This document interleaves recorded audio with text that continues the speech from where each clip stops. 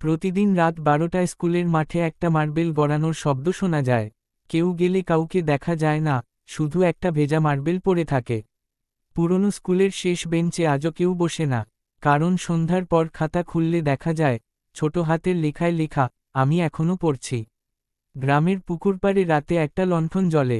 লোকে বলে একটা ছোট ছেলে তার মাকে খুঁজে বেড়ায়। রাতে জানালার বাইরে থেকে কেউ ফিসফিস করে বলে, দাদা, খেলবি? দরজা খুললেই ডাকটা থেমে যায়। পরিত্যক্ত বাড়ির দেওয়ালে একটা ঘড়ি আটকে আছে রাত 2:10। ঠিক ওই সময়ই নাকি ছেলেটা নিখোঁজ হয়েছিল। বৃষ্টির পর উঠোনে ছোট পায়ের ছাপ দেখা যায়। ছাপগুলো দরজায় এসে হঠাৎ উধাও। সবাই ঘুমিয়ে পড়লে পুকুরঘাট থেকে শিশুর হাসি শোনা যায়। কিন্তু সেই হাসিতে আনন্দ নেই, আছে কেমন যেন অভিমান। রাস্তায় হঠাৎ একটা লাল বল গড়িয়ে আসে। বলটা তুলতেই ঠান্ডা হাওয়া বয়ে যায়, আর কেউ বলে, ওটা আমার।